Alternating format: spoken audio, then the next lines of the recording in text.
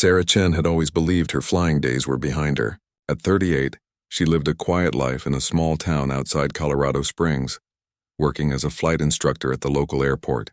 Her students knew her as a skilled teacher with an unusual ability to read the sky, but they had no idea about the classified missions that once made her one of the most feared pilots in the world. Every morning, Sarah would wake up in her modest two-bedroom house and look out at the mountains. The peaceful view helped her forget the rush of breaking the sound barrier in an F-22 Raptor, the most advanced fighter jet ever built. She had spent 12 years as a Top Gun ace, completing missions that would never appear in any public record. Her call sign had been Ghost because of her ability to disappear from enemy radar and strike without warning. The decision to leave the Air Force hadn't been easy. Sarah had been at the top of her game, recommended for promotion to squadron leader, when everything changed during a mission over the Pacific. The details were still classified even to her, but something had gone wrong. Very wrong. 3 of her squadron mates didn't come home that day, and Sarah had been the only witness to what really happened. The military had offered her a choice: accept a transfer to a desk job in Washington or take early retirement with full benefits. Sarah chose retirement, unable to face the idea of being grounded permanently.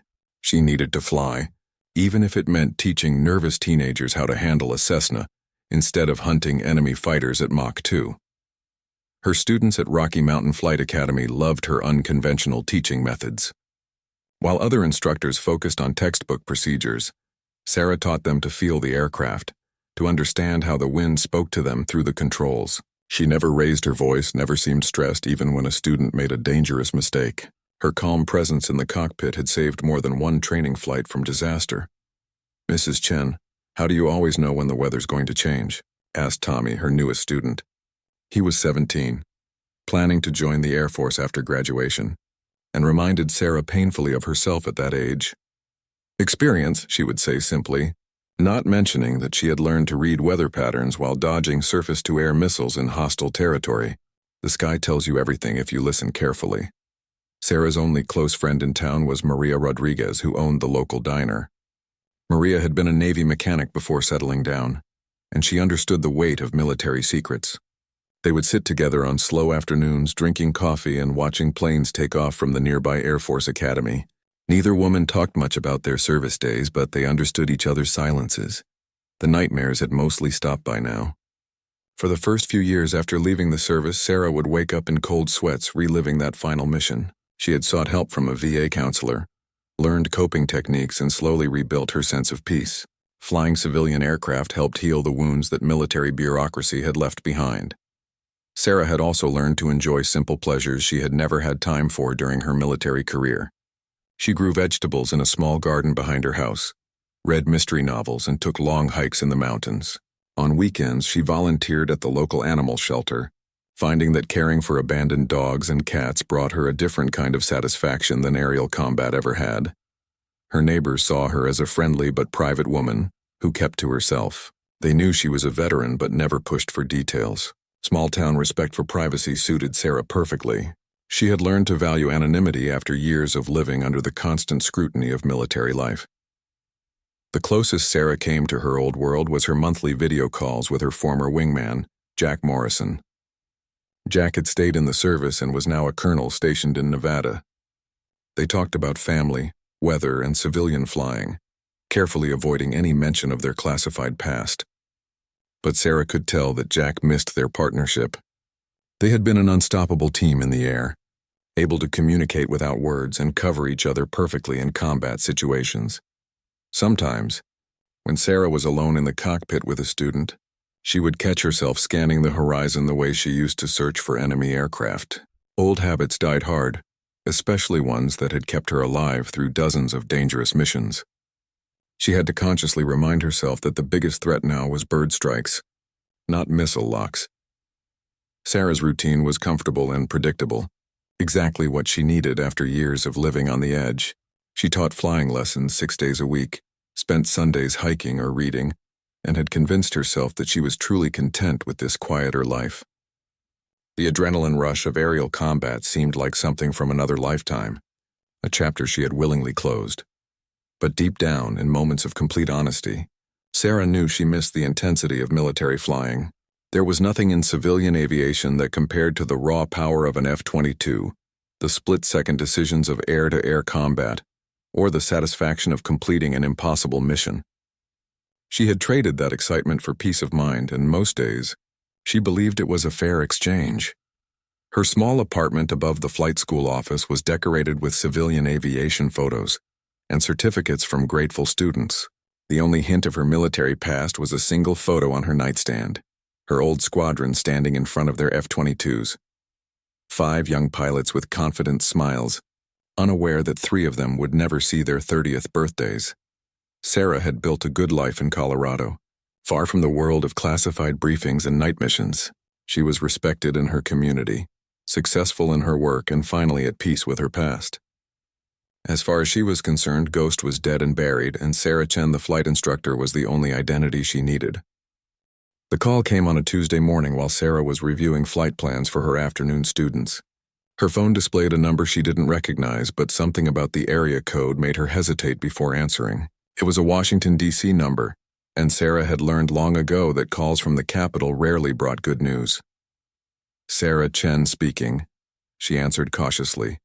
Ghost, this is Control. We need to talk.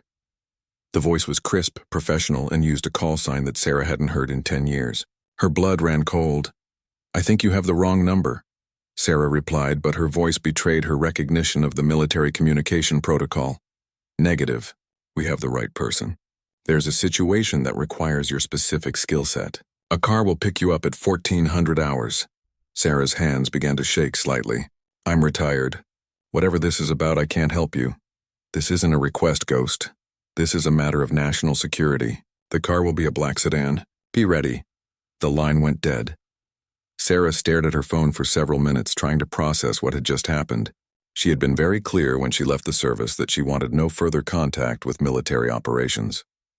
Her retirement papers specifically stated that she was not available for recall except in cases of national emergency. The fact that someone was using her old call sign meant this was serious enough to override normal protocols.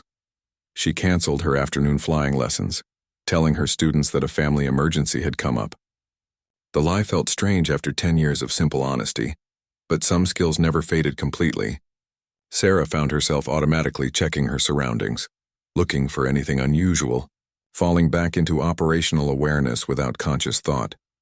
At exactly 2 o'clock, a black sedan with government plates pulled up to the flight school. Sarah had been watching from her office window, and she noticed that the driver kept the engine running while his passenger got out. The man who approached her door was tall, thin, and wore an expensive suit that didn't quite hide the bulk of a shoulder holster. Ms. Chen, I'm Agent Williams. Please come with me. Sarah grabbed her jacket and followed him to the car, noting that he positioned himself between her and any potential escape routes. Professional habits she recognized. In the back seat, she found a manila folder waiting for her. Where are we going? She asked as the car pulled away from the flight school. Peterson Air Force Base. There's someone there who needs to brief you on the situation. The 40-minute drive to Peterson passed in silence. Sarah opened the folder and found photographs of military installations, satellite imagery, and technical specifications for aircraft she didn't recognize. The classification stamps on each page were higher than anything she had dealt with during her active service. Whatever was happening, it was bigger than her old missions. At Peterson, they were met by a security team that escorted Sarah to a building she had never seen before. Despite having trained at the base years earlier, the facility was underground, accessed through multiple security checkpoints and biometric scanners. Sarah's clearance had apparently been reactivated without her knowledge or consent. The briefing room contained a large conference table surrounded by screens displaying satellite feeds and tactical maps.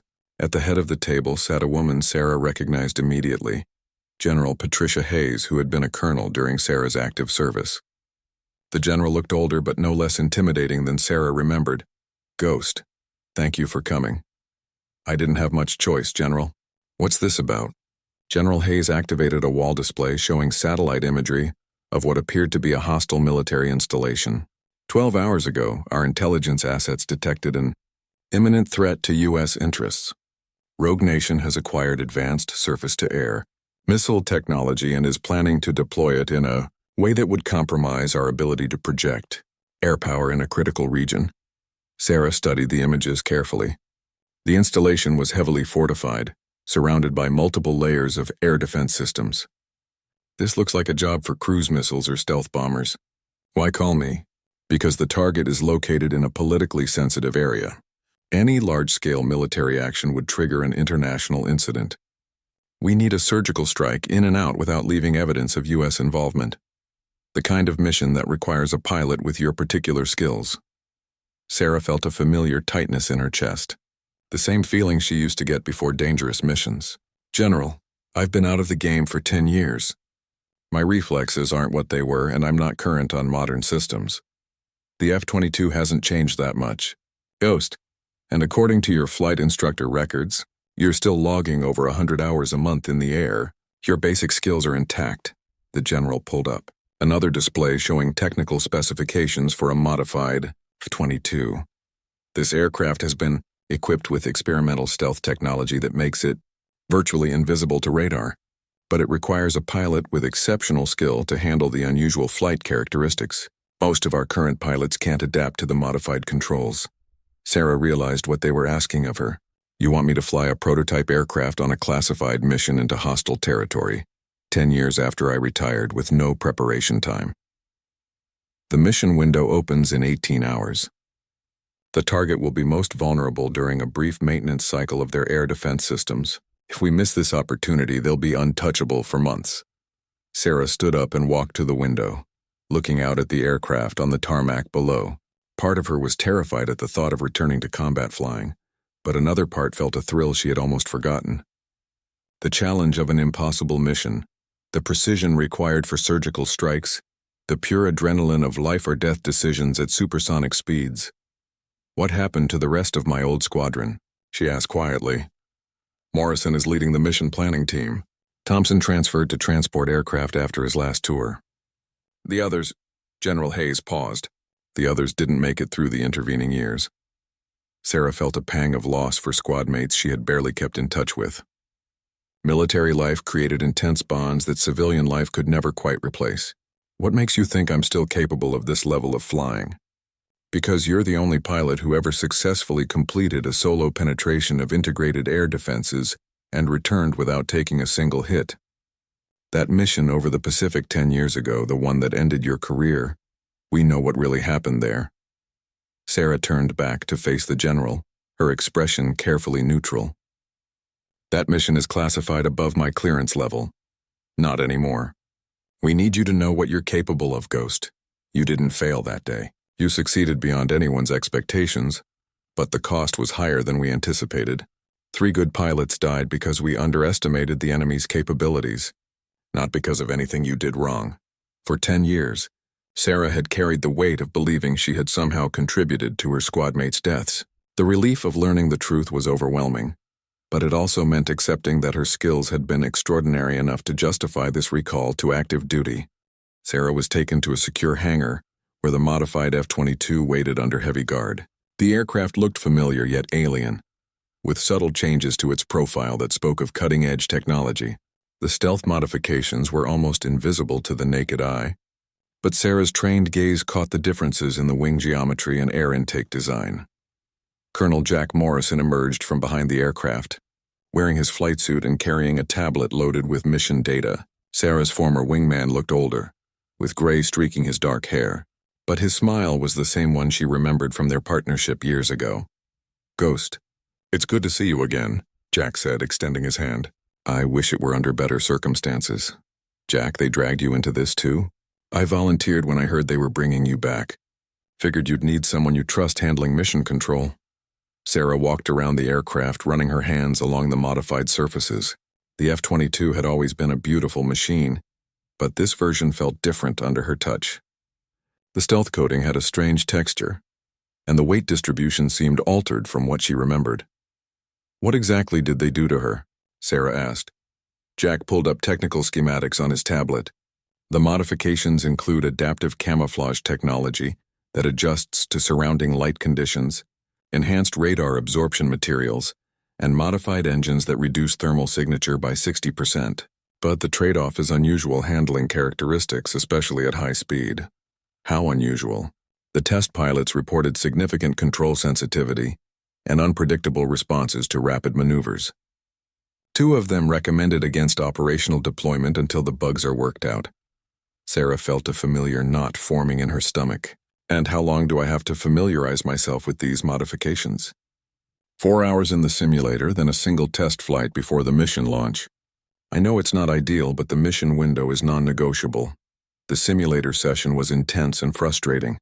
The modified F-22 responded differently to every input, requiring Sarah to unlearn a decade of muscle memory and adapt to new flight characteristics in a matter of hours. The stealth modifications affected the aircraft's center of gravity, making it more sensitive to control inputs and prone to unexpected behavior during high-G maneuvers. By the third hour, Sarah was beginning to understand the aircraft's personality, but she was far from comfortable with it. The simulator instructor, a young captain named Davis, seemed impressed with her adaptation rate, but Sarah knew that simulator time was no substitute for actual flight experience. The real aircraft will feel different, Captain Davis warned her. The simulator can only approximate the effects of the modifications. You'll need to trust your instincts and adapt quickly during the actual flight. Sarah's test flight was scheduled for dawn, giving her just enough time to familiarize herself with the real aircraft before the mission launch. She spent the remaining time studying intelligence reports about the target and memorizing the complex flight path that would take her deep into hostile territory.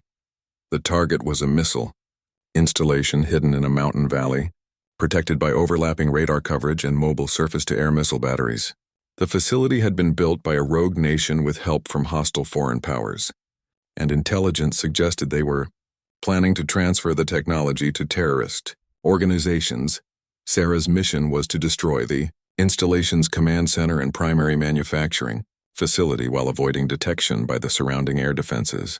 The flight path required precise timing, taking advantage of brief gaps in radar coverage and following terrain features that would mask her approach. At 5 in the morning, Sarah walked to the hangar where the modified F-22 waited. The pre-flight inspection revealed the true extent of the aircraft's modifications. Every surface had been treated with experimental stealth materials, and the engine exhaust had been redesigned to disperse heat more effectively. "How do you feel about flying an aircraft that's basically a prototype?" Jack asked as Sarah completed her inspection. "Terrified and excited in equal measure," Sarah admitted. "This is either going to be the most successful stealth mission in history, or a very expensive way to create a smoking crater." The takeoff was surprisingly smooth, with the modified engines providing plenty of power despite their stealth modifications. But as soon as Sarah began testing the aircraft's handling characteristics, she understood why the test pilots had been concerned. The F-22 responded to control inputs with hair trigger sensitivity, and the slightest overcorrection could send the aircraft into an uncontrollable spiral. Sarah spent 30 minutes learning to fly the aircraft with surgical precision, using minimal control inputs and trusting the modified flight systems to maintain stability. The experience was like learning to drive a race car after years of operating farm equipment. Similar basic principles, but requiring completely different techniques. "Ghost, how's the handling?" Jack's voice crackled through her helmet radio. "Like trying to thread a needle while riding a roller coaster," Sarah replied, "but I think I'm getting the hang of it."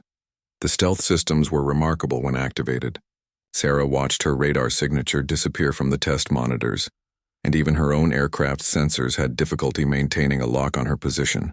The adaptive camouflage made the aircraft nearly invisible to visual observation, blending seamlessly with the sky around it. But the stealth systems also created their own problems. The radar absorption materials interfered with some of the aircraft's own sensors, and the reduced thermal signature made it difficult for the engine management system to maintain optimal performance. Sarah had to manually adjust several systems that normally operated automatically. After an hour of testing, Sarah returned to base with a mixture of confidence and concern. She had mastered the basic handling characteristics, but the aircraft's quirks would require constant attention during the actual mission. Any moment of inattention could result in loss of control or systems failure. "Well?" General Hayes asked as Sarah climbed down from the cockpit. "It's flyable, but barely. This aircraft is on the edge of what's physically possible. The slightest mistake could be fatal." "Are you willing to proceed with the mission?" Sarah looked at the modified F-22, thinking about the intelligence reports and the threat the target installation represented. If the mission failed, Hostile forces would gain access to technology that could threaten American lives for years to come. But if she crashed the prototype aircraft, valuable stealth technology could fall into enemy hands. "I'll fly the mission," Sarah decided, "but I want Jack in the control room and a full emergency response team on standby." General Hayes nodded.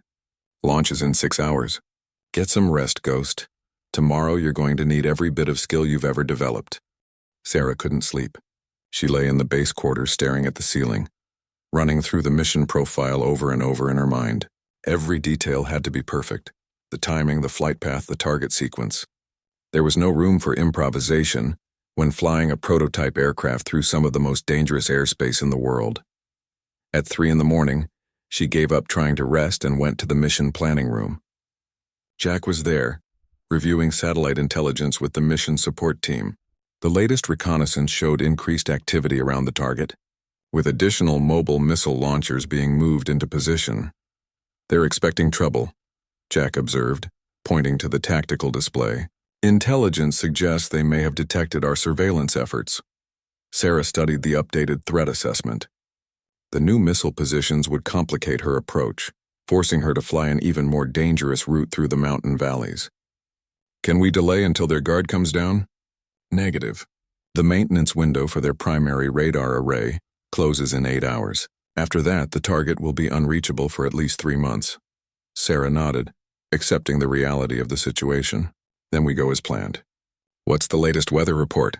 "Clear skies over the target area, but there's a storm system moving in from the west. You'll have about 30 minutes after sunrise before visibility starts to deteriorate." The mission briefing began at 4:30 with updates from every intelligence source available.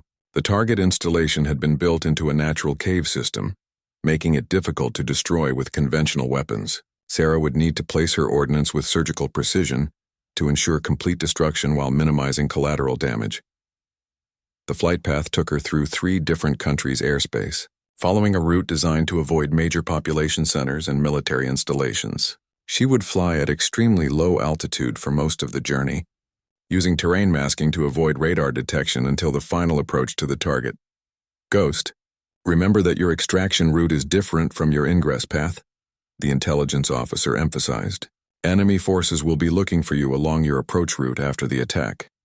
Sarah memorized both routes, along with 3 alternate extraction paths in case the primary route was compromised. The mission required her to fly over 200 miles through hostile territory, with only one opportunity to refuel from a tanker aircraft over international waters. At 5:30, Sarah began suiting up for the mission. The flight suit was equipped with the latest survival gear, including encrypted communication equipment and emergency beacon technology. If she was forced to eject, the survival kit would give her a fighting chance of reaching friendly forces. Jack helped her with the final equipment checks, ensuring that every system was functioning properly. "Just like old times," he said, trying to lighten the mood. "Except 10 years ago we didn't rely on experimental aircraft that barely work," Sarah replied.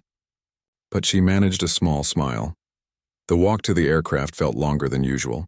Sarah's mind was completely focused now, running through emergency procedures and contingency plans.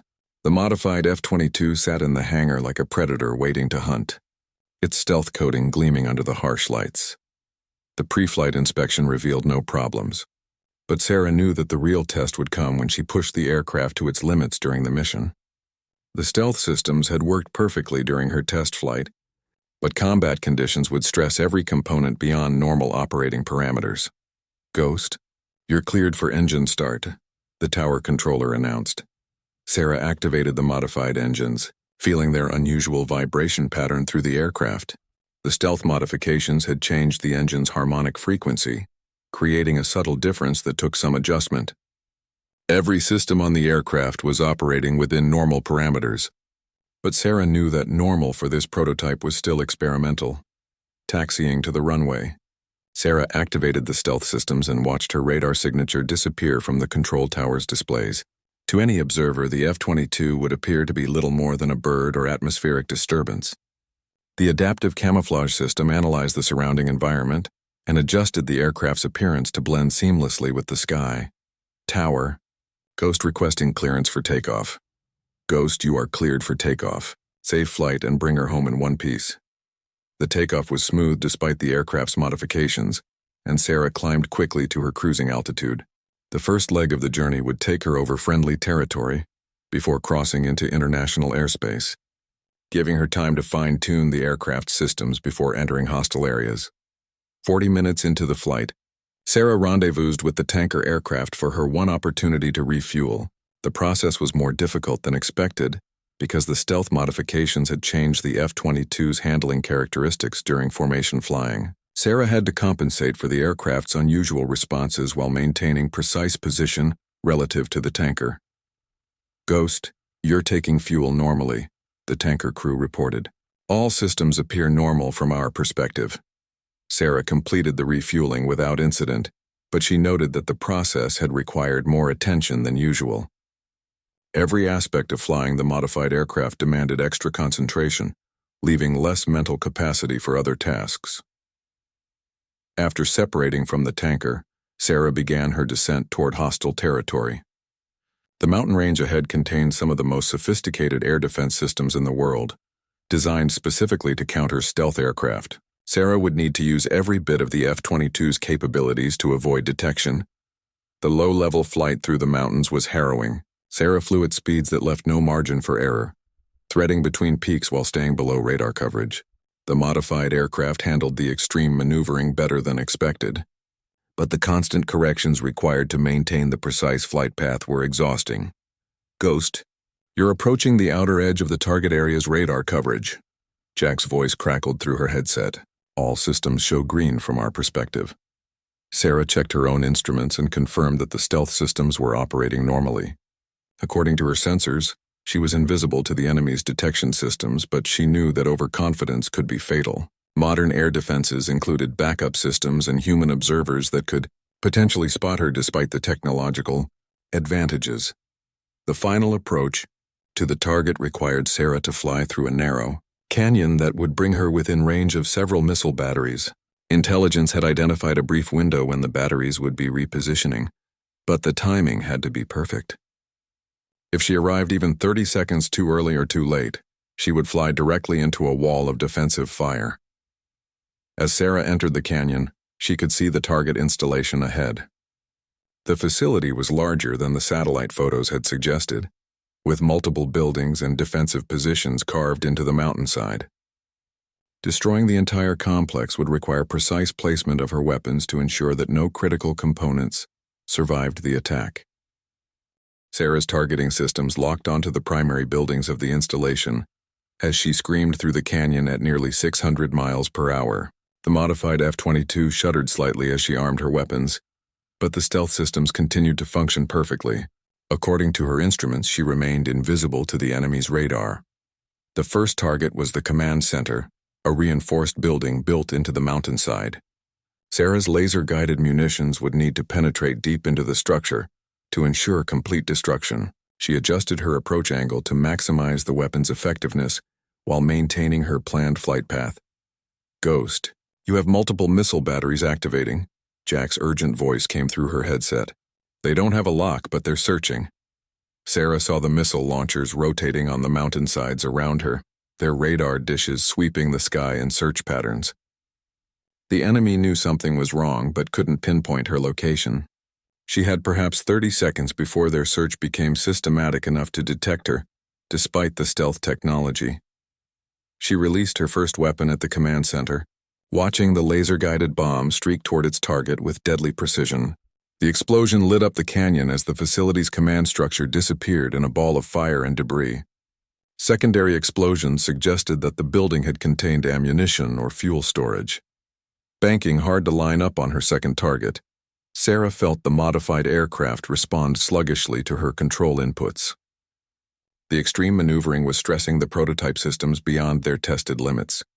Warning lights began flashing on her instrument panel, indicating that several subsystems were operating outside normal parameters. The second target was the main manufacturing facility, a large building that housed the equipment for producing advanced missile guidance systems. This target required a different approach angle, forcing Sarah to fly dangerously close to several missile battery positions. As she lined up for the attack run, one of the missile batteries suddenly swiveled in her direction, Sarah realized that despite the stealth technology, her weapon's release had created enough of a signature for the enemy to track her general location. She had seconds before they achieved a targeting lock. Sarah released her second weapon and immediately threw the F-22 into a violent, evasive maneuver, diving toward the canyon floor while the missile battery attempted to track her movement. The modified aircraft's unusual handling characteristics actually worked in her favor, making her flight path unpredictable enough to confuse the enemy's targeting systems. The second bomb hit its target perfectly, and the manufacturing facility vanished in another massive explosion. But Sarah's celebration was cut short as missile launch warnings began screaming in her headset. Despite her stealth technology, the enemy had managed to get a rough fix on her position. "Ghost, you have multiple missiles in the air." Jack's voice was tense with concern. "Recommend immediate evasive action." Sarah pulled the F-22 into a climbing turn that pushed the aircraft's limits, feeling the modified frame groan under the extreme G-forces. The stealth systems were designed for straight-line flight, not the violent maneuvering required for missile evasion. She watched her stealth signature flicker on her instruments as the aircraft's adaptive systems struggled to maintain their effectiveness. The first missile passed close enough that Sarah could see its exhaust trail through her canopy. The proximity fuse failed to detonate, probably confused by the stealth technology. But Sarah knew she couldn't count on that kind of luck twice. She needed to get out of the canyon before the enemy could coordinate their defensive fire. Diving toward the canyon floor, Sarah activated the F-22's afterburners and accelerated toward the exit. The modified engines responded with a surge of power, but also with vibrations that suggested they weren't designed for this kind of abuse. She was pushing everything, aircraft, stealth systems, and her own skills, beyond safe limits. 2 more missiles streaked past her position as Sarah reached the canyon mouth and burst into open sky. The wider airspace gave her room to maneuver, but it also made her more visible to the network of radar installations scattered throughout the region. She needed to regain stealth effectiveness quickly or face interception by enemy fighters. "Ghost, we show your stealth signature stabilizing," Jack reported. "You're fading from their scopes again." Sarah checked her own instruments and confirmed that the stealth systems had recovered from the violent maneuvering. The adaptive camouflage was functioning normally, and her radar signature had dropped back to nearly invisible levels. But she could see warning lights indicating that several aircraft systems had been damaged during the extreme evasion maneuvers. The flight home would take her through different hostile territory, following the extraction route that intelligence had planned to avoid enemy forces searching along her approach path. But Sarah quickly realized that the damaged aircraft systems would make the long journey much more dangerous than anticipated. Her primary navigation system was functioning erratically, forcing her to rely on backup instruments that weren't designed for the precision required for stealth operations. The fuel management system was also showing anomalous readings, making it difficult to calculate whether she had enough fuel to reach the extraction point. "Jack, I'm showing multiple system malfunctions," Sarah reported. "Navigation is unreliable, and I'm not sure about my fuel status." "Ghost, can you maintain stealth capability?" Sarah checked the stealth system displays. Despite everything else that was failing, the experimental camouflage and radar absorption systems appeared to be functioning normally. "Stealth systems are green, but everything else is questionable." "Roger that. We're tracking your progress and will provide navigation assistance. Just concentrate on flying the aircraft." The journey home became a test of endurance and skill. Sarah had to manually calculate her course using landmarks and dead reckoning, while constantly monitoring the aircraft's deteriorating systems. The modified F-22 was holding together, but just barely. 3 hours into the return flight, Sarah's worst fears were realized when she detected enemy fighters approaching her position. Intelligence had warned that hostile forces would scramble interceptors once they realized the installation had been attacked. But Sarah had hoped to clear their search area before they could organize an effective response. "Ghost, we show multiple contacts converging on your position." Jack's voice carried new urgency. "Recommend maximum stealth protocols and course deviation to avoid contact." Sarah adjusted her flight path to avoid the enemy fighters while pushing the stealth systems to their maximum effectiveness. The adaptive camouflage responded by making the aircraft nearly transparent against the sky. But Sarah knew that visual stealth wouldn't help if the enemy detected her heat signature or radar cross-section. The enemy fighters passed within 5 miles of Sarah's position, close enough that she could see their contrails against the morning sky. Their search pattern suggested they had a general idea of her location, but couldn't pinpoint her exact position. Sarah held her breath as they flew past, knowing that any change in course or speed could reveal her presence. After the fighters disappeared over the horizon, Sarah allowed herself a moment of relief. But she still had hundreds of miles to fly before reaching friendly territory, and the aircraft's condition continued to deteriorate with each passing hour. 4 hours into the return flight, Sarah's situation became critical. The fuel management system finally failed completely, leaving her to estimate remaining fuel based on flight time and engine performance. According to her calculations, she was burning fuel faster than planned due to the damaged systems, and might not have enough to reach the extraction point. "Jack, I need options for emergency landing sites," Sarah transmitted. "My fuel situation is becoming marginal." "Ghost, we're working on it. There's a possibility of aerial refueling if you can reach coordinates we're sending to your backup navigation system." Sarah checked the coordinates and realized they were directing her toward a rendezvous point over international waters. The route would require her to fly through airspace controlled by a nation that wasn't officially hostile, but wouldn't welcome unauthorized military aircraft. It was a calculated risk that could result in international incident if she was detected. The decision was made more difficult by the continuing deterioration of the aircraft's systems.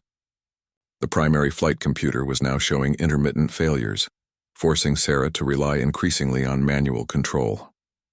Flying the modified F-22 manually was exhausting, requiring constant attention to maintain stability and stealth effectiveness.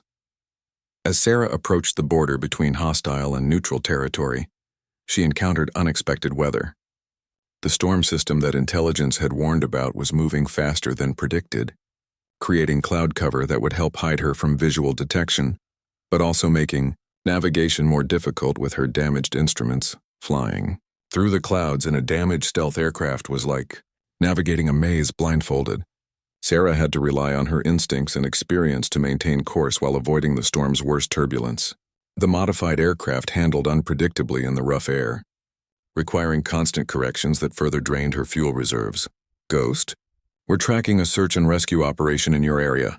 Jack's voice crackled through increasing static.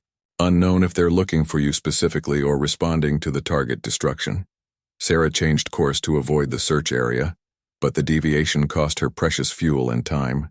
She was now flying on fumes, with barely enough fuel to reach the rendezvous point even under ideal conditions. Any further complications would force her to either attempt an emergency landing in hostile territory or eject from the aircraft. The thought of ejecting over enemy territory with classified stealth technology was unacceptable. Sarah pushed the aircraft harder, accepting increased risk of system failure in exchange for maximum speed toward the extraction point. The modified engines responded with power, but also with vibrations that suggested they were near their breaking point. Breaking through the clouds into clear air, Sarah finally spotted the tanker aircraft waiting at the rendezvous coordinates. But her relief was short-lived when she realized that the tanker was being shadowed by fighters from the neutral nation whose airspace they were violating. The situation was becoming a diplomatic crisis as well as a military operation. "Ghost, you need to complete refueling and clear the area immediately," Jack transmitted. "We have multiple interested parties converging on your location." Approaching the tanker for refueling with a damaged aircraft was one of the most difficult flying challenges Sarah had ever faced. The F-22's flight controls were barely responding normally, making the precise formation flying required for fuel transfer nearly impossible. She had to anticipate the aircraft's unusual responses while maintaining perfect position relative to the tanker.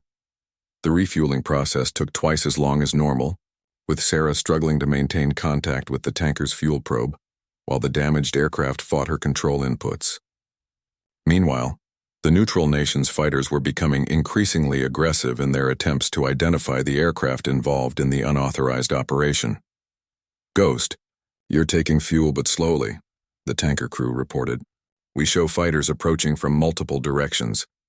Sarah managed to take on enough fuel to reach friendly territory, but had to disconnect from the tanker before achieving a full load. The approaching fighters forced both aircraft to separate quickly, with the tanker heading toward international airspace while Sarah continued toward her home base. The final leg of the journey tested every bit of Sarah's skill and endurance. The aircraft was barely controllable, with multiple systems failing in sequence as the stress of the mission took its toll on the prototype technology. She had to manually fly approaches that would normally be handled by automated systems, while monitoring engine parameters that were fluctuating wildly. Crossing into friendly airspace should have been a relief, but Sarah's troubles were far from over. The damage to her aircraft made a normal landing impossible, and the experimental stealth technology created unique hazards for emergency procedures. If she ejected from the aircraft, the stealth systems could malfunction and create a crash site that would be difficult for rescue teams to locate. "Ghost, we have emergency crew standing by," Jack transmitted. "What's your assessment of the aircraft's condition?" Sarah ran through her instrument readings, noting the multiple warning lights and system failures that painted a grim picture. "I've lost primary flight controls, navigation is intermittent, and engines are running rough. I can probably make it to the runway, but landing is going to be interesting." "Roger that. We're clearing all traffic and have emergency equipment positioned. You're cleared for straight-in approach to runway 27. The approach to Peterson Air Force Base was the most challenging flying of Sarah's career. The modified F-22 responded unpredictably to every control input, requiring her to constantly adjust for the aircraft's damaged systems. She had to land faster than normal, because the damaged flight controls couldn't maintain proper approach speed. Touching down on the runway, Sarah immediately activated every braking system available. The aircraft skidded sideways before she could regain control, but the landing gear held and she managed to keep the F-22 on the runway. Emergency crews surrounded the aircraft as soon as it came to a stop, ready to respond to fire or other hazards. Sarah shut down the engines and began the post-flight procedures, but her hands were shaking from exhaustion and adrenaline. She had successfully completed one of the most dangerous missions in aviation history, destroying a critical enemy facility while flying an experimental aircraft through hostile territory. But the cost had been enormous, both to the aircraft and to her own physical and mental reserves. Climbing down from the cockpit, Sarah was met by General Hayes and the entire mission support team. The relief on their faces told her that the mission had been successful beyond their expectations, but Sarah felt only exhaustion and the familiar weight of having survived another impossible operation. "Outstanding work, Ghost," General Hayes said. "Initial reports suggest the target was completely destroyed, with no civilian casualties." Sarah nodded, too tired to feel much satisfaction. The mission was over, but she knew that her brief return to military flying had opened old wounds and raised new questions about her future.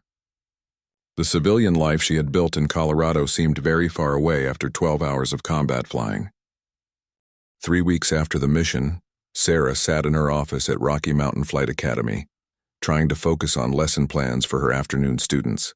But her mind kept drifting back to the feeling of flying the modified F-22, the precision required for the target approach, and the satisfaction of completing an impossible task. Civilian flying felt tame by comparison, like driving a bicycle after piloting a rocket ship. The official debriefing had taken 2 days, with intelligence analysts wanting to know every detail about the aircraft's performance and the enemy's defensive capabilities. Sarah's mission report had been classified at the highest levels, ensuring that her role in destroying the installation would never become public knowledge. As far as the world knew, the facility had suffered an accidental explosion. General Hayes had offered Sarah a return to active duty with a promotion to colonel and command of a new stealth aircraft program. The offer was tempting, especially after experiencing the thrill of cutting-edge military aviation again.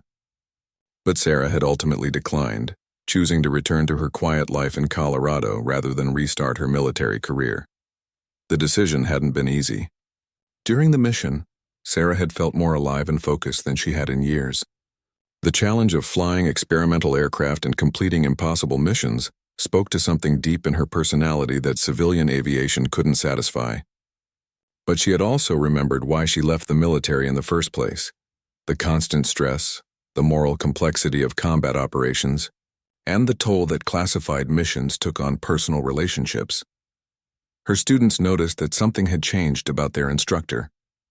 Sarah's flying had always been precise, but now it carried an edge that hadn't been there before. She pushed them harder, demanded greater precision, and seemed less patient with mistakes that would have been acceptable a month earlier. "Mrs. Chen, you seem different lately," Tommy observed during a particularly challenging lesson. More intense, I guess. Sarah realized that she was unconsciously applying military training standards to civilian students who were learning to fly for recreation. "I've been working on some advanced techniques," she explained. "Maybe I'm pushing too hard." But the truth was more complicated.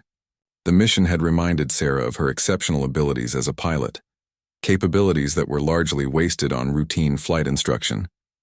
She found herself scanning the horizon for threats that didn't exist, missing the adrenaline rush of high-stakes flying, and questioning whether she was truly satisfied with the life she had built.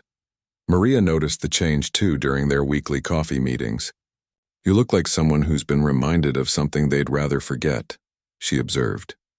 "Or something I'd rather remember," Sarah replied, then caught herself revealing more than she intended. The nightmares had returned, but they were different now. Instead of reliving the trauma of her squad mates' deaths, Sarah dreamed about flying the modified F-22 through impossible scenarios, completing missions that pushed both aircraft and pilot beyond all reasonable limits. She would wake up feeling more rested than she had in years, as if her subconscious was processing the intense satisfaction of returning to her true calling. Colonel Morrison called every few days, ostensibly to check on her readjustment to civilian life, but really to gauge her interest in future classified operations. The stealth aircraft program was expanding, and they needed experienced pilots who could handle experimental technology. Each conversation left Sarah more conflicted about her decision to remain retired. "The door is always open," Jack reminded her during one call. "There are missions coming up that only someone with your skills could handle." Sarah found herself paying closer attention to international news, reading between the lines of reports about military tensions and technological developments. Her knowledge of classified capabilities gave her insights into world events that her civilian neighbors could never understand, creating a sense of isolation that she thought she had overcome. The turning point came when one of her students, a former Air Force mechanic named Rodriguez, asked about her military background.